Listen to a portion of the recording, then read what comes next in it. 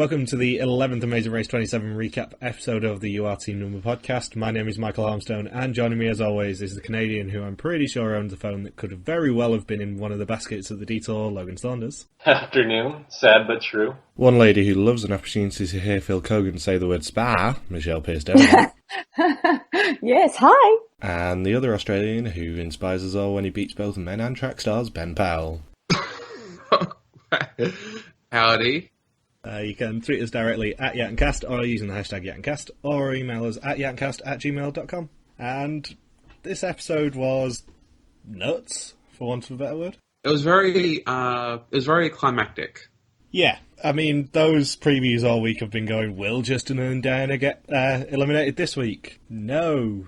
But will it be an entertaining episode? Yes. It was very Russell Hantz-esque. Yeah, I saw Cameron Johnson compared it to Russell Hantz, basically. Yeah, they did. I mean, Justin and Diana are not villainous at all. They weren't shown in the most positive of lights this week, but I don't think they are ever to the level of assholishness as Russell Hantz. But in terms of airtime, yeah, I can see the comparison. Like, to be fair, heroes don't get the evil laugh like Austin does. The cackle. Ah! That sort of thing. What I would like to hear is a Justin and Keisha off of Jen laugh-off. Oh, I think the universe loses in that case. Or a three-way with them and Rachel Riley. Margie just explodes. And they're laughing at him. No, not like it's in explodes of anger. Like just literally explodes. Like, you know, blood. There's blood everywhere. It's very, very messy to clean up. She's basically Mr Creosote from Monty Python. I don't know your British humour, Michael. Don't impose it on us. Don't impose it on us. Sorry, my imperialistic ways. Yes. So, previously, 5 teams stayed in Agra. Tiffany popped at the roadblock. Justin and Diana U-turned Logan and Chris and celebrated at the Detour, leading to an unprecedented 5th consecutive leg win, at least in the US. Logan and Chris fought with each other and struggled with both sides of the Detour, but they outlasted Denise and James Earl to stay in the race, eliminating the mother and son, who were begging to stay in. No. I wish Magnitude was the one who popped Tiffany's balloons last week. That would have been great. Fun fact, did you know that the guy who plays Magnitude is actually English? I do now, Yeah. Michael. I do now. He was in the BBC adaptation of Tracy Beaker, if you know that. It's a kids' book series. Nope. No. Pop. I think I'm maybe getting my wires crossed here, but is he played by Tiny Temper? No. They do look fairly similar, but it's Luke Youngblood is Magnitude, and I don't know how I know it off the top of my head, but it is him. I was close-ish, sort of. You know what pissed me off about this episode? You know what really pissed me off? There wasn't an intro again. What the hell's that about? I've stopped writing that down. We're pretty much guaranteed to get one next week, Logan. And teams must now fly to Hong Kong, and in a sign of a rather large budget for this episode, they have to take a Rolls-Royce to their next clue at the Peninsula Hotel. Even the top-of-the-line Rolls-Royce is green, too. Just to fit in with the whole thematics of the season. If you're top-of-the-line, it has to be green. And now the first of my Clang I went to Hong Kong in October's. Yeah, you know the spot that they took the Rolls-Royces from? That's where I left from, although not in a Rolls-Royce. And I do have a picture of the Peninsula Hotel as well, that's on Kowloon. I think most of this leg actually took place in Kowloon, although they did make them go to the ferry terminal in Hong Kong Island. So your holiday was in Kowloon? Well, my holiday was in Hong Kong, but Kowloon's like a 5-minute ferry ride at most from Hong Kong Island. I'm sorry for not having your holiday in Kowloon. You've incurred a 50-minute penalty. You have to sit out the rest of the podcast, Michael. Oh, well, okay. I'll just mute my microphone. I'm hosting now. So teams made their way to... Okay, I'm kidding. No, I'll mute my microphone if you want, Ben. I can have half a week off and just do the edit if you want. I'll just sit here and butt in when you want me to. So never. Oh, that's me. I'd like to Aziz that, but it's pointless without the camera. Once teams get to the Peninsula Hotel, it's a Detour, which is Sam's or Cell's. And in Sam's, teams must cut out 6 pieces of fabric using a template and swap a finished suit for their next clue. And in Cell's, teams must search through hundreds of mobile phones to find a working one, which will probably belong to Logan, and ring a phone number to find out where to collect their next clue from. You know what would be great to connect the two Detour tasks is if Samsung's cell phone was a Samsung cell phone that the teams found at the other side of the Detour. Can you say that really quickly? Samsung cell phone? Samsung's cell phone is a Samsung. Oh, that's funny. Did he have an American accent? Yeah. I thought he did. Samsung may have been American educated. And there's in Asia, there's quite a lot of American schools, actually. So he could have gone to one of them. And there's quite a lot of British schools in Hong Kong, because obviously we used to own it. I'm just glad Sam and Vince have no association with the Sam's clothing store there. If I knew that Sam and Vince helped make clothes for U.S. dignitaries and British royalty, I would be super pissed. And you know that they give up a bit of the way through making the suits, and then they just like wait until someone else makes it. Yes. I'm assuming this detour, I don't know exactly where Sam's is, but I'm assuming this detour took place entirely on Kowloon as well, because I didn't recognise any of the locations after the Peninsula Hotel. And So because you haven't been there, it was in Kowloon. yeah, pretty much. We didn't do much of Kowloon. Is Kowloon an island? Yes. I thought Hong Kong was an island. Yeah, Hong Kong's split into 3 bits of island. You got the Hong Kong Island, which is the large one. Then you got Kowloon, which is northeast of it. And then northwest of Hong Kong Island is the New Territories. Oh, that's very Grand Theft Auto 3-ish. It is, basically. But yeah, that's where Hong Kong is, because a lot of the businesses on Hong Kong Island, and then Kowloon is a lot of the newer stuff. The New Territories is stuff like the airports, and Hong Kong Disneyland is on New Territories as well. Speaking of Sam and Vince from the Amazing Race Asia, the other side of the detour with the cell phones was taken right out of that season, if I'm not mistaken, or at least from Amazing Race Asia 4. And the amount of cell phones they had to look through in that task was way more than what Jess and Diana had to sift through this time. Yeah, I think they actually probably put that in there to sort of tempt people to not do it, because obviously you wouldn't go for a needle in a haystack task on the penultimate leg when you're fighting to get into the final 3. But actually it was a lot easier than it looked. Yeah, there was only like 50, looked like there was only like just a little basket of cell phones in there. It wasn't like that huge bucket that they had to sift through from Asia 4. Justin and Diana, when they got to the task, did say that they just had to pick a basket, so I'm assuming it was just the small baskets. So like 50 cell phones to look through, I guess? 50 or 60 of them? Yeah. I wonder if they did a reasonably easy detour, because Sam's was pretty easy as well. I wonder if they did that pretty easy detour just to get people to go to Macau and do the really sort of big task that they wanted them to do, and wanted a lot of footage of. Well, they didn't really have many tasks for this episode. It was just that little detour there, and then just the big expensive one, and I guess they ran out of money, so they had to have the pit stop right after that. Because they said the taxi ride was only 10 minutes, which seems like a really short, which means it had to be a really short distance considering how congested Hong Kong and Macau is. Yeah, Macau is a lot less densely populated, at least, than Hong Kong. I mean, when we were in Hong Kong, we were on the 18th floor, I think it is, and the hotel went up to about 28.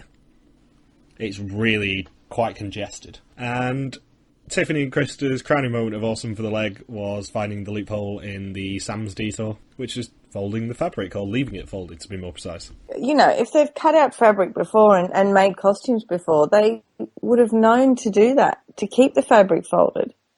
I'm just amazed they made that mistake. Well, initially.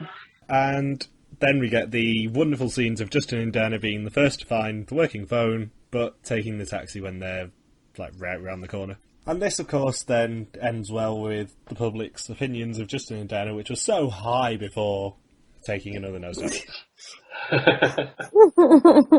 You know, when the driver said 45 minutes, or they found out 45 minutes, I thought, oh my God, get out of that taxi. Never do you have to go that far to get to the next place. You know, it's not as if it's the next challenge. It was just the end of that one. And I would have just got out of the cab straight away. It's 45 minutes from the airport to the centre of Hong Kong Island. It is not that far. Really? But 45 minutes just to finish off a task? I don't think you've ever had to finish off a task that way. Go on a huge trip. Yeah. Especially in one day Amazing Race. Yeah, with the exception of detours where it's like, go nearby and do this really difficult task, or go far away and do this really easy task. Well, yes, but that's starting something new. That's not you know, that one was just take this phone to this person. You know, it was just the end of the task. I was so worried. That's where I started getting really stressed for this episode. Maybe the taxi drivers had a friend that just really needed a cell phone. So just take him across town and be like, here, we found one for you. And, you know, he was able to hook him up with a new phone. But then we get to see Justin and Diana fighting, and I've seen so many posts today going, oh, why does Diana stay with him when he's so abusive to her? I've rewatched that fight. She was given as good as she got. Yeah. There is no way in hell that she's sort of put upon by being with him. It's called frustration. It's like a concept that goes beyond the casual viewer. Teams are allowed to be frustrated initially when things aren't going their way, particularly on the penultimate round of the season when pressure is typically at an all-time high. And when, if you consider that out of the past 26 seasons, 24 of them have had only 3 teams left by the end of the penultimate leg. There's only been 2 seasons, which were the last 2, where 4 teams went on. So teams know, basically, that someone is getting eliminated. So Tiffany and Krista are the first to leave Sam's. Because they make costumes. I wonder if they do a lot of cosplay. I wonder what video game characters they've dressed up as over the years. Kelsey and Joey are perpetually in second. Logan and Chris left Sam's in third. And Justin and Dana left Cells in last after going half an hour out of the way. And teams must now take a turbojet to Macau from the Hong Kong terminal. Been there, it's 5 minutes away from my hotel, and find Iago at the House of Dancing Water to receive that next clue. Iago, like from Aladdin? Exactly. Gilbert Gottfried, man, they're really pulling out all the stops on this round. Leo is Iago, Max is double-crossed. Please tell me you've watched The Producers. Nope. Oh, I'm so disappointed in you guys. Logan and Chris's fighting during the detour with the clothes making was downright hysterical. Logan and Chris have just been a gift this season. I know we've talked a lot about them over the past couple of weeks, but I don't think we've talked that much about them over the season. They have been one of the highlights of the cast. You argue with me when I know things. This cast has been great generally, but Logan and Chris are awesome. And for the record, despite what the very awkward scene at the start of the episode said, I think Logan and Chris and Justin and Diana still get on quite well. Justin did say last night the only team that he doesn't really talk to regularly is TMZ. And that's only because they're super busy all the time. But he never even met them. Yeah. Did he? Busy. Oh, hey, TMZ. Oh, we're busy. We're busy. Yes, very busy. What I'm implying here is that I would never want to talk to TMZ. If that wasn't clear enough. Sorry, guys. We're busy. I'm washing my hair, Justin said. And yeah, I have been to that turbojet terminal, leading on to the stupidest bit of my holiday, which was the fact that we got on a ferry to the wrong bit of Macau. Because as I was explaining before we started recording, Macau is made up of 3 islands. The most northern one is the actual Macau, and we went to the most southern one. And thought, oh, it's only like a 20-minute walk, and there was no pedestrian crossings whatsoever, and there was no shade, and I ended up getting heat stroke, and we ended up having to basically turn back after about an hour. Were Denise and James Earl on the southernmost island? Yeah.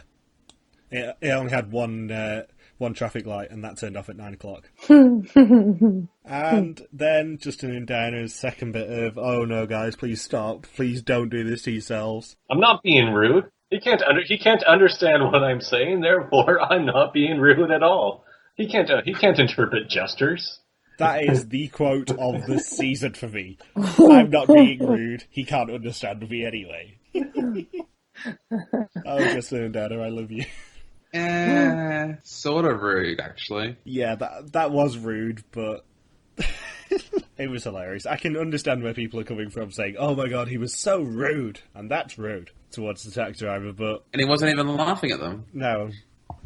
That entire scene was just gold. It really was. It was very awkward, though, because he's saying, oh, he can't, I'm not being rude, he can't even understand what I'm saying, while the taxi driver looks very offended and can understand very well what's going on. It was just at that peak moment of frustration where, you know, Justin gets to look horrible because he's just not with it at the moment. Fun fact to anyone going to Hong Kong. Hong Kong's 2 official languages are Cantonese and English, because they were a British colony until 1997. It's still very widely spoken. So if you go to Hong Kong, they will understand your English. They will understand the words that are coming out of your mouth. So please, please don't say to taxi drivers, oh, I'm not being rude, he doesn't understand me anyway. because you can be damn sure he does. And then he takes you 45 minutes across town in the wrong direction. So, Justin and Diana's face palming part 2 was finding a local to direct them to the correct terminal, and he goes, "Oh, I'll just send you to Kowloon, it's nearer." Yeah, about that. Because not only that, but Justin and Diana actually got the wrong tickets as well. I know. He says to get a certain ticket. And then Justin let that fly and didn't go with it. And I thought, why? What are you doing? You know that if you can't get a certain thing that they want you to get, you're at the wrong place. You're doing the wrong thing. 2 words. And I was just going, oh my God. 2 words. Travel fatigue. They've been running for 20 days, roughly, by this point. I know. But I was just going, no, at my screen. Like, what are you doing now? And probably about 6 of these days, they have been in horrendous humidity. Because this was filmed in June, July-ish. Would have been July by the time they got to Asia, wouldn't it? But this was filmed in July. So the humidity probably was going for about 65-70% by that point. Plus, it'll be warm in Hong Kong at that time of year, because they'll be just coming up to monsoon season. So they would have been knackered. And did you see the cameras a couple of times all fogged up? So yeah, that's like that when you go from air conditioning to the outside temperature. And once teams get to the House of Dancing Water, it's a roadblock, which is who wants to rise to the occasion. Lord knows the production values do. So in this roadblock, one team member must jump from a 30-foot platform and dive to find the goldfish, which they can exchange with the fisherman for their next clue. However, if they cannot give the goldfish to the fisherman on his raft by the end of the music, they have to wait for the next show, which is roughly 20 minutes. You know what's surprising is that or not so much surprising, but even with all 3 teams all together like that on the ferry, how they were still paranoid that Justin and Diana must be like hours ahead of them and already checked into the pit stop. They just couldn't fathom that they were ahead of Justin and Diana. Well, to be fair, as I said last week, the last time any of these teams beat Justin and Diana in a leg was like 1. Nobody left in the race up until this point had beaten Justin and Diana since Brazil, which is an insane stat. Of course, that's now changed, but... so it's Kelsey, Krista, Logan, and Diana doing the roadblock, and there really isn't much to say about this task apart from the fact that it looks badass. I want to go there and see that show. I don't remember Golden Fish being that pervasive in the movie. What movie? It looks like it was based off a movie or something. No, I think it's just one of those Cirque du Soleil-style shows that they like to do. You're talking about Waterworld?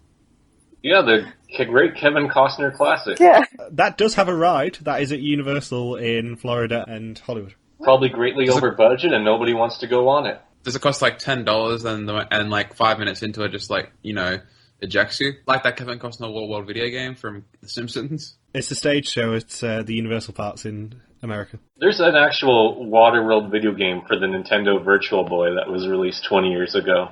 And it's all in red and black, which is hilarious. I probably won't be able to see that. I guess not. Yeah, given my partial colourblindness. So Diana gets there just too late for the second show, but it doesn't really matter because Krista doesn't complete a second attempt either. Because Krista completely and utterly misses the goldfish every time. Apparently it was just impossible to see underwater. But on the other hand, I don't think Krista is the greatest swimmer.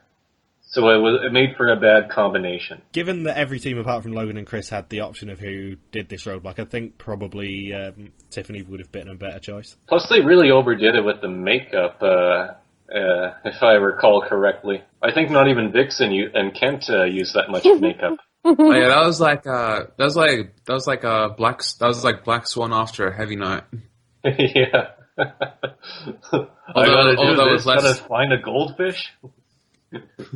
although with less like self-flagellation. And did anyone else notice Diana's soundbite of "I have to jump from here"? Because that sounded so unnatural. I don't know where that came from.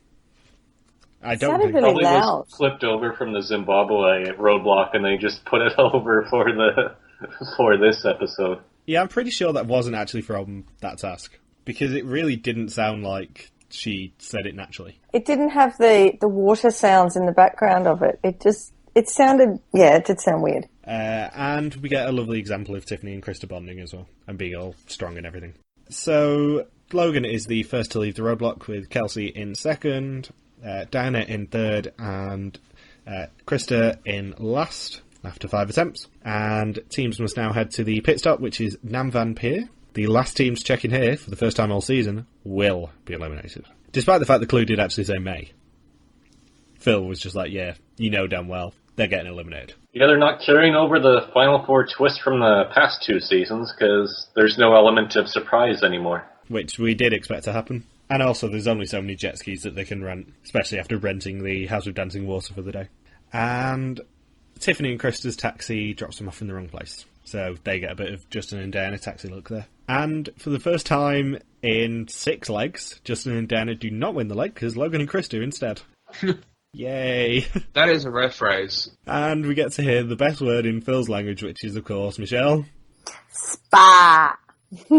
As well as a trip to Cusco in Peru. And I mean, they can get their groove on. Yep. And looking supremely bitter again is Kelsey and Joey, who now have the record for the number of second places in a row. Why don't they keep bragging about that? Imagine being built up in your mind, at least, as the one force that can take down Justin and Diana, and you get beaten by Logan and Chris.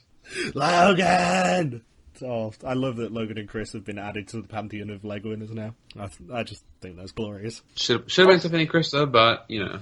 What surprised me, I think it's sort of implied, but Justin said that Diana gets frantic by panic attacks. Isn't it usually the other way around, or isn't that pretty much synonymous? Yeah, pretty much.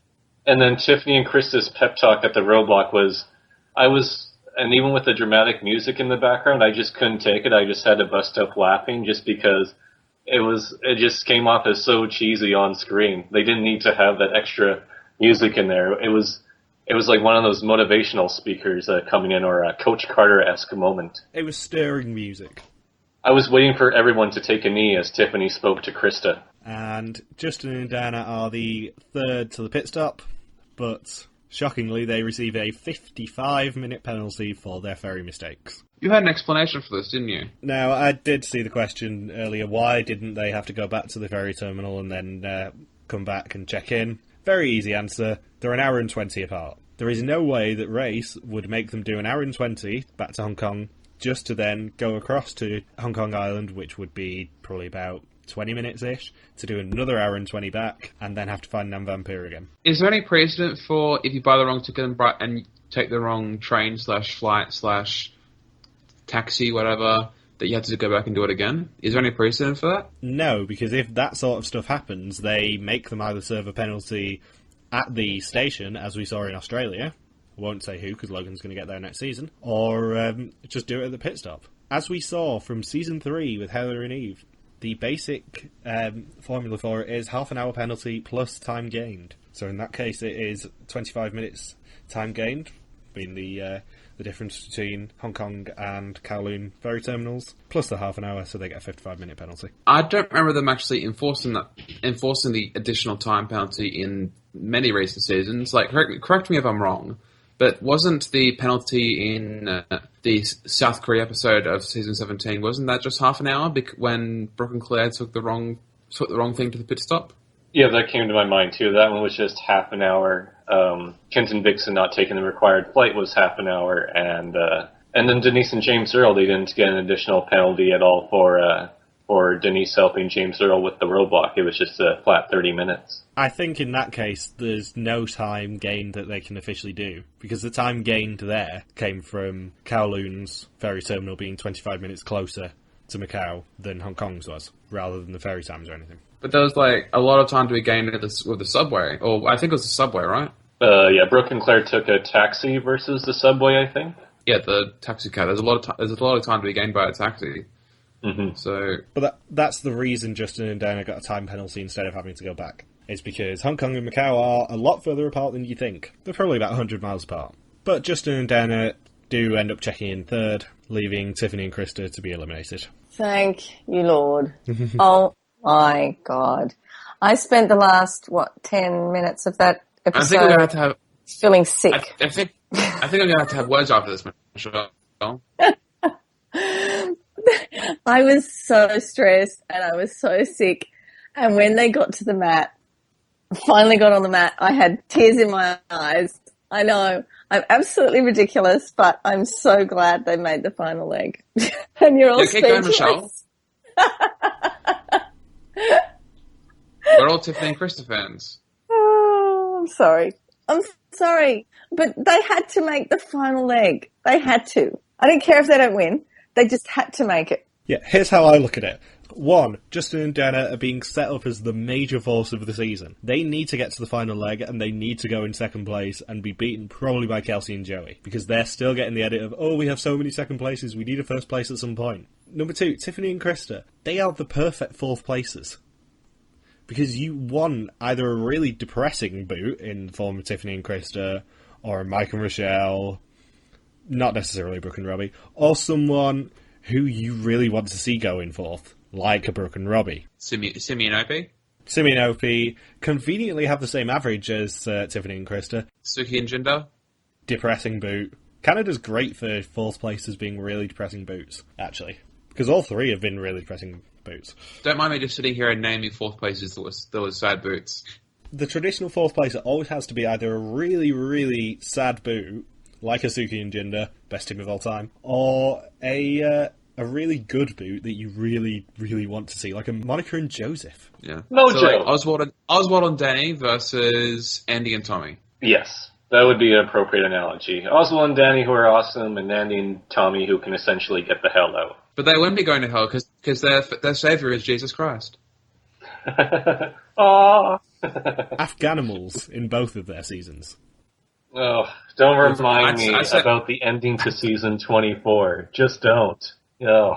Although funnily enough, in one season they take one role, and the other season they take the other. You know how in the first season they take the role of good fourth place boots, and then in the next season they take the role of shocking sad boots. Over Nicole and Travis, though? Really? I would have rather seen Nicole and Travis going fourth. Nicole. I would have. There's, you know, if we're being honest, like there was a different team I would have rather seen going forth, but that's a different day. And it's not Jason and Amy. Really? No, I like them. I think they're probably my favourite dating couple winners. You weren't a Tim and Marie feuding exes fan? You know how if the natural evolution of a Nick and Vicky is Brooke and Robbie, right? Well, Tim and Marie are sort of just the forced. The really forced, genetically against God's will evolution of Max and Katie, and that's not good. I know Max and Katie are good, but like Tim and Marie they're good at the start. They're good when they started. They hit the ground running with I didn't think people could be as dumb as you. That was a very good way to start. But it's just like the conclusion of the storyline ended up being Marie, despite her entire character being the bitch. I know it's like very misogynistic to use that term, but you know when the shoe fits. It's just like her entire storyline was that, but then she refused to place in All Stars because she was edited as that way. Their entire raison d'etre was the fighting couple team, and Marie's entire raison d'etre was that word. So, like, to refuse a place in All-Stars and then, I don't know, potentially learn on the Afghanimals or, like, even worse, a bunch of three-peating teams was very, not a good way to end your Amazing Race legacy. Having said that, my love of teams that are a complete mess is quite well established. Hence, my love of most of the early boots of Canada. Nicole and Travis, they're a complete mess. They were a complete mess, but I'm more of an Afghanimals fan, though. I don't think we could be friends after this, Michael. Fine. Tiffany and Krista's send-off was somewhat amusing. Because, I was really sad to see them go. But, just with how they edit the talk at the end as if they were, like super underdogs and whatnot. And then at the end saying, hey, we beat men and track stars. Apparently to them, that's their two greatest accomplishments for this season, according to the edit. And I think they've been so much more than that this season than just beating men and track stars. Also, I think they've sold themselves short slightly on social media. Because I've seen a lot of tweets off them saying, as long as we inspired one female, you inspired everyone, girls. Don't sell yourself short. Because you were a badass team for 11 legs of the race. You were part of a great final five, all of whom I would have been perfectly happy with winning. And also, you've probably set us up for Justin and Diana getting a really humiliating or at least ridiculous final leg, and at least they get to go to the finish line. And then they get to marry Rich. Who's Rich? Everybody wins. Well, Well, to be fair, I think they'd rather see themselves win $1 million than, just see Justin and Diana fail, so... And furthermore, they got the whole sarcastic good try treatment by all of the other 3 teams at the pit stop after Lay just did it to James Earl and Denise in the previous round. Are we going to mention this next week with the finish line? Everyone is so sarcastic this season. What is it? Is this like the unaired season of Amazing Race Australia? Yeah, it's very Australian. Good try, guys. Good try. Yeah. Team Green had a 55-minute penalty, and you still managed to lose. Interestingly, I did see just before we started recording that Justin said that if they had had a better cab, they would have won the leg even with the penalty. The teams were that close. Justin and Diana were 5 minutes ahead of Tiffany and Krista. But Justin and Diana were... If they would have had a much better cab instead of the guy they got for the Detour, they would have won the leg comfortably again. If Peggy and Claire had wings, they would have won the Amazing Race too. Oh my god, Michael. Oh my god, Logan.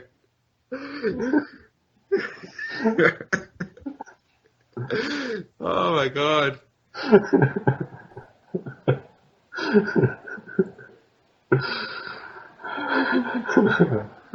So yeah, next time, helicopters, fires, sand horses, jet skis, and $1 million. Oh, and then we get social media stars. Wait, I can't wait for a season of Tyler Oakley, can you? Who? I can't hear you over my flip phone, man. Oh my god, Logan, we get it, you're old. I think. Or you just don't... you know what I'm talking about? Yes. You know what I'm talking about. For spelling, you know what you did. And if you get that joke, you're terrible. You know what I could rewatch at the end of this episode? When Justin initially crumbles from the time penalty, and then the expression on Logan and Chris's faces. The smugness when they think, yes, we've got rid of them. It would have been better if there'd been like an outright cheer, like like when Abby Maria cheered when Joe collapsed on Survivor this week. I know. How bad was that? I love Abby. I think you mean amazing. Yeah. Shocking. Oh, Abby justified her being voted in with that moment. And not with her entire season of voting out anyone who crossed her. And that as well, yeah. Yeah, but that moment alone justified her being voted back in. So, for the final time this season, what do we think is going to happen next week? Joey and Kelsey win, Justin and Diana second, Logan and Chris third. That's my prediction. Yeah, I think that too. I could actually see a surprise Logan and Chris second place. Not Really? victory though. I think Justin and Diana have always been destined for second place, though. They're getting the classic second place edit. It would be very Mark and Robertson-esque if they came third. Maybe if the final roadblock is at the pit stop or right near the finish line, then Krista can just tell Justin to not give up as Justin is struggling and choking at the final task. So thank you very much for joining us. You can join us again to recap the finale next weekend. If you enjoyed the show, and even if you didn't, please give us a like on YouTube and subscribe and rate the episodes on iTunes. If you want to see what we're rambling about this week, you can tweet us directly at YattonCast or individually at MJ Harmstone, at LogSuperQuacky, at Bear333333, and at Ink1Y, all of which are spelled in the descriptions. I love doing your Twitter handle, Michelle. And finally, if you missed any of our interviews with Mike and Michelle from Amazing Race 26, Joe and Bill from Amazing Race 1 and All Stars, and Kat and Jesse from Amazing Race Australia vs New Zealand, all of them are available on iTunes as well. See you next week. Bye. Bye! See ya! #250, #YattonCast. Peace!